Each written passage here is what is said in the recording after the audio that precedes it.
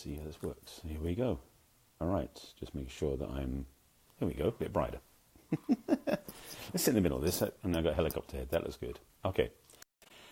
Good evening and welcome to my daily Facebook Live. My name is Barry Selby. This is a late one today. It's been a busy day and having a lot of fun with some cool people and meet some new friends. This is my daily Facebook Live broadcast. Messages from the masculine to inspire the feminine heart. Number 197. Getting close to 200. Monday will be 200, so I'm planning to go every day through then, and then we'll see what happens.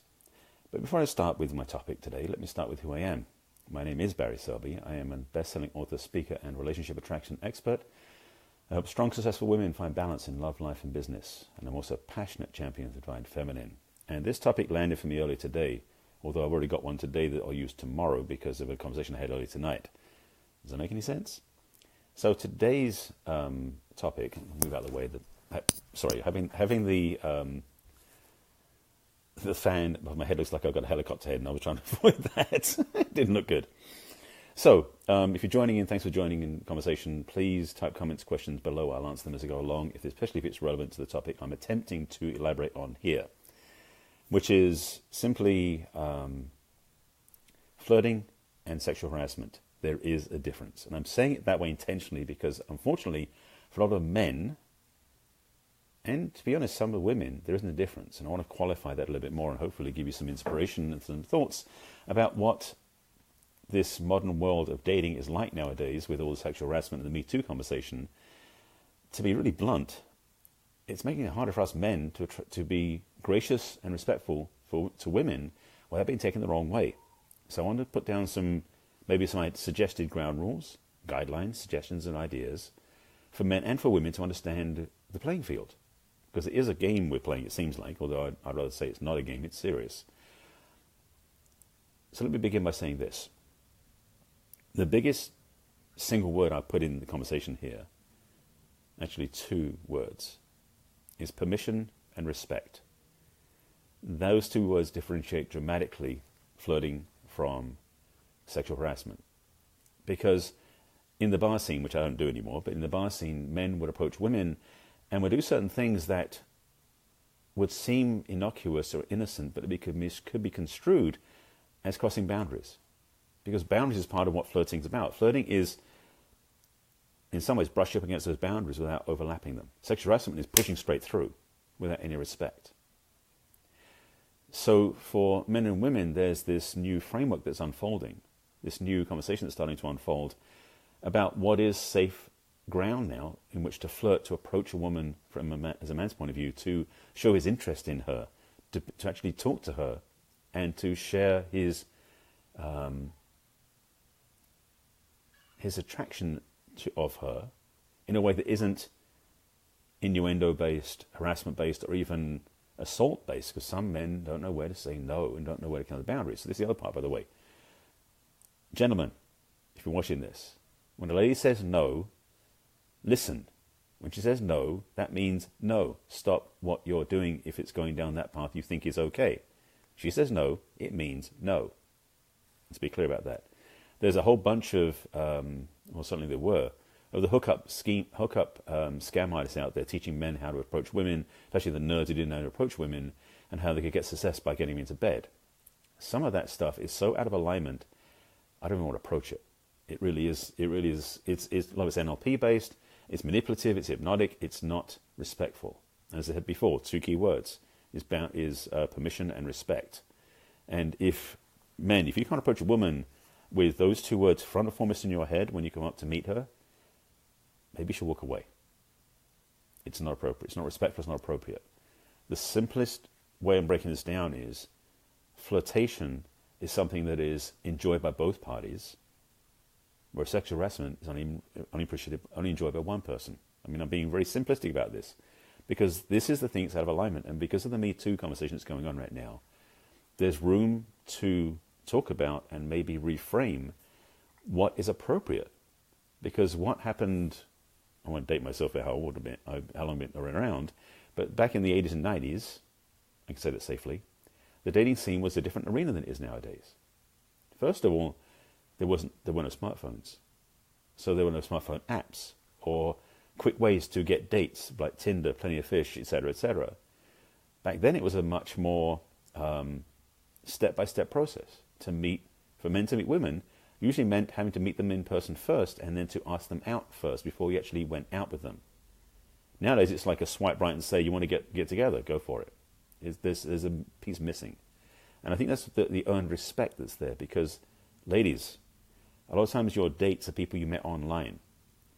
Do you know how many men are faking their online presence and making it up, or telling stories, or in some ways not, which is even worse, and you still want to go out with them? So having a level of vetting them would be an idea. So ladies, keeping yourself safe, having healthy boundaries to let a man know when he's crossing the line he shouldn't cross, and making sure he gets it. It's part of that reframing for men, to educate men to be more respectful of you and to honor your boundaries. Flirting, I put flirtation and sexual harassment in the same conversation, because the reality is, for some men, they don't know where that line is. Now, for women, most of them go, it's so clear. Well, of course it is. One, because you're more sensitive, and two, it's affecting you. We men, and this may speak to a higher possibility, we men are simpler than you ladies in a lot of ways. And so when you want to tell us something, sometimes it's got to be more blatant for us to get it, because we don't always get the nuances necessarily that you present to us. So if a man is crossing a line that maybe he's touching you when he shouldn't, or he's staring at your chest, which is like, some men do that. I've been accused of that too, so I'm not saying I'm not guilty of that.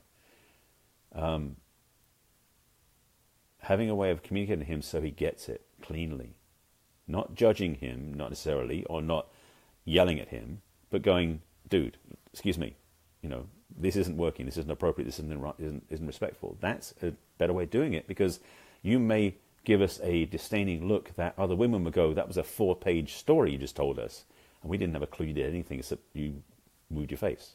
I'm being serious about it. We men are simpler creatures. We don't necessarily understand the nuances of communication you have. Ladies, you have an ability to communicate whole bookfuls of information with a look that we didn't know you did. So be aware of the power you have, but also how your communication is different from ours. And having the ability to articulate your needs and desires and intentions in a way that we understand it. Because sometimes we either don't take a step forward when you want us to, or we do take a step forward when you don't want us to. This is a quandary that we end up being in the middle of. Now, in the old days, it was easier, in the quotes, because we had some level of step-by-step process to get there. But nowadays, it's happened so quickly, where it's a Tinder swipe and it's a date and you're already in bed with each other, that can get messy fast.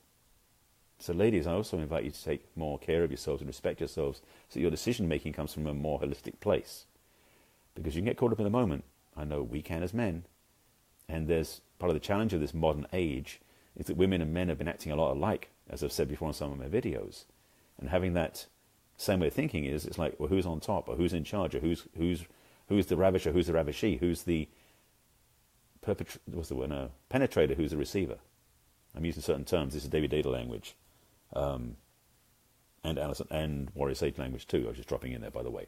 But this is the thing, is ladies, many women out there are starting to learn how to really embody, own, and claim their feminine nature again. Thank God, which is what I'm really about promoting and sharing.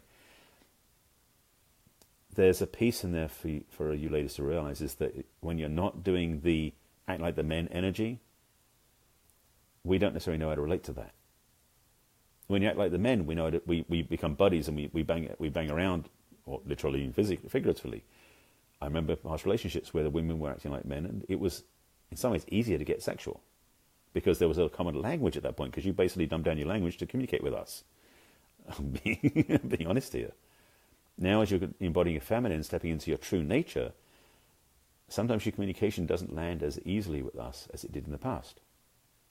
So both sides of the conversation, or both sides of the polarity, have room to grow, have room to step up, have a need to really educate ourselves, men and women, on how to approach each other from a respectful and healthy place. This is a seed I'm planting, really, because there's a lot more to this. Obviously, there's a lot more to this conversation. And I've done some Me Too broadcasts before, if you haven't watched those, a few weeks back. But I wanted to put this out there as a question. So let me do it this way. Yes, it's a Friday night.